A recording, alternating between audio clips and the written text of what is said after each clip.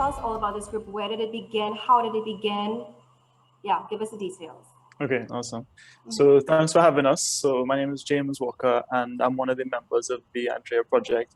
Essentially, earlier this year, there was an unfortunate incident in Trinidad where a young lady, her name was Andrea, was kidnapped, and they eventually found her body. She was murdered. That's among many other cases, but that sort of reawoken the nation a little bit. And what you found is that there were people who were looking to do something, looking to come together. Many people were scratching their heads as well. What can I do? What should we do? There was sort of a clarion call that went out on social media for people who might be interested in applying technological solutions to improving the situation for women and girls and dealing with some of this gender-based violence that we see in Trinidad. And that LinkedIn post, I think it started off as sort of spiral, and a lot of people kind of expressed an interest to be part of the conversation. And at the beginning phase, it was very much a conversation, and you had a lot of people who were interested in contributing to that conversation. And it started off as Zoom calls where you would have around 20, 25 people. And what we were doing at the beginning was brainstorming different technological solutions that could improve the state of the safety and security of women and girls in Trinidad around that theme. This galvanizing of people who wanted to be more than just talking, more engagement, more a group of like, what can we do? You know, so I think I received a social media like blast or email from a friend of a friend who said that there was this group forming and they were going to work towards gender-based violence and about social activism.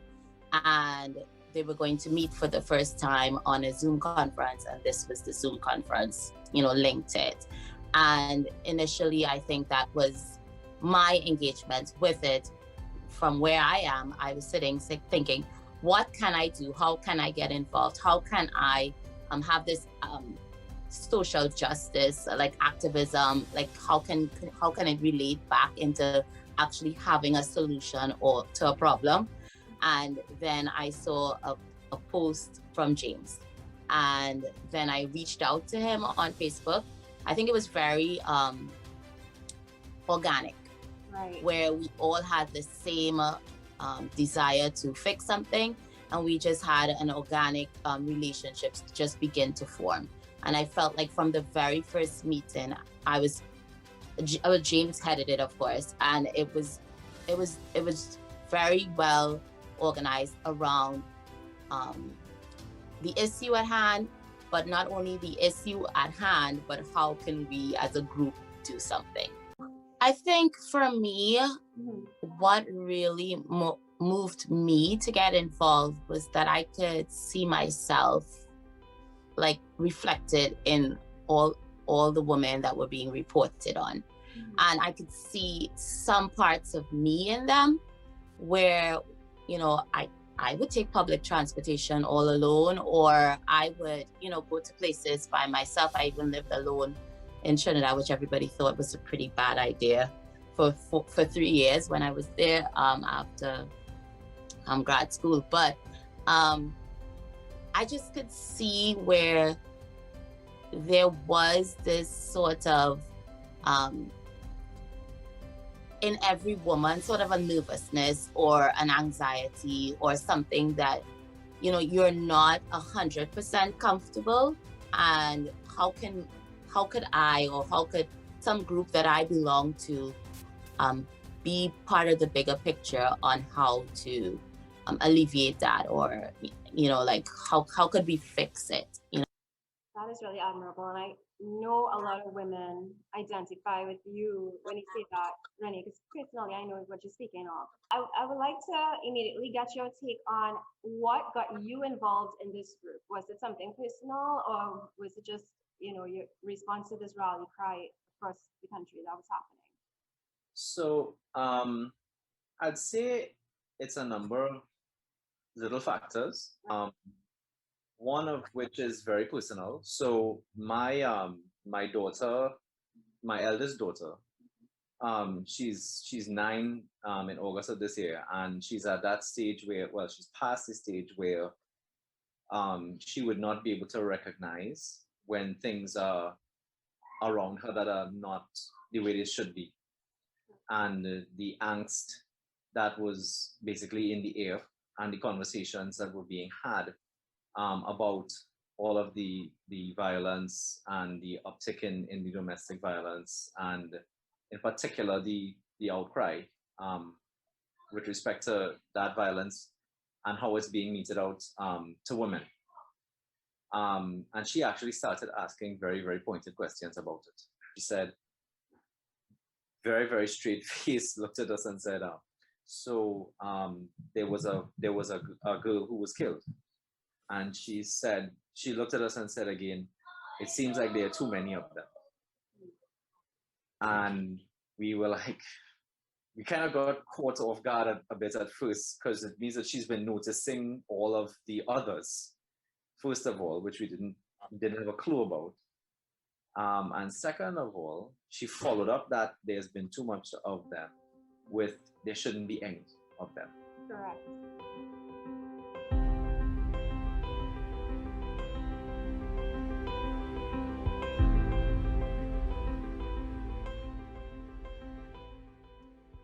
You do see around the world tech being applied for a range of purposes, right?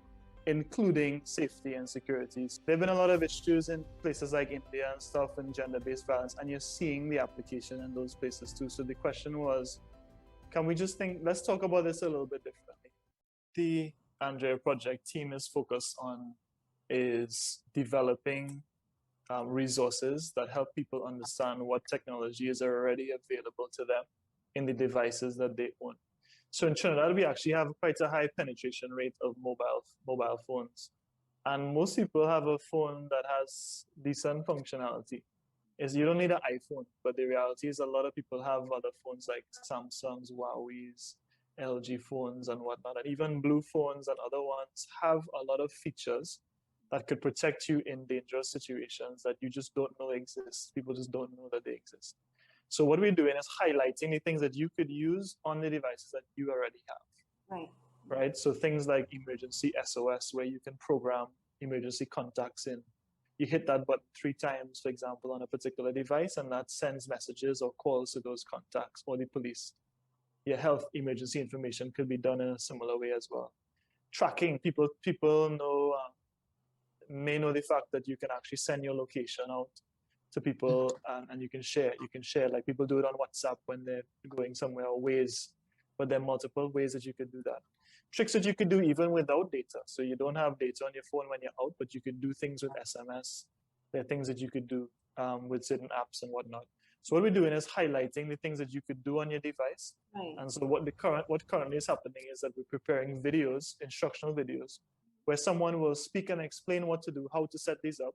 And you'll also see the phones themselves on the screen and see persons clicking in to the different settings to set those up based on the device that you have. So let's say you have a Huawei device, you could go to the website, and wherever these videos are posted, click on Huawei and click on all the different features that you could do and set up on your phone that could help you in a circumstance like that. Any of these videos gonna target men? We talked about that a lot in the group. Every time we bring up a video or a point about women experiencing violence against them, we always are reminded that gender-based violence isn't only affecting women, and it also affects men. So as we wrap, anybody wants to add any closing thoughts for the viewers? A lot of times you see bad things happening in our society, and to help, and often to people who are defenseless, and it's easy to feel downtrodden with that, and to feel like, it's just in a downward spiral. And I just want to give the sense to people that there are people doing things, and there is hope, and that you could also be part of the solution as well. And I guess I go back to that conversation with Andrea's dad, and he just really wanted to have something to be hopeful for. And he wanted the counteract, to use his word, the monster. He wanted people who were there trying to counteract the bad he was seeing in the society. So it's for the people who see that and recognize that to find their way to contribute. because we all have a way we could contribute. And maybe the easy way to contribute, a video comes out in a few weeks' time which shows you how to set up an emergency SOS on your phone. Send it to the 5 women you know. It's not that hard. Send it to your mom and your aunts and your cousins, you know, on the men too. And I mean, it's such a simple action, but we want to create it so that you can take a simple action and you can contribute to a bigger picture. The one takeaway I would say that, you know, we should be trying to give people as well is that it doesn't have to be overwhelming if it's not just you. So, you know, get involved. Yeah. You know, even if that get involved is as James said, sending on a message or sending on a video clip or sending on a link to something or pointing someone at a social media page or whatever, even if that is what you're doing, you are contributing to that it being better. I just want to tell everyone that the Andrea Project is about hope. It's about hope for a new culture, a new change. It's about changing the status quo. And the more we feel, or the more women and people can feel empowered, is the more that we know that we are along the right track.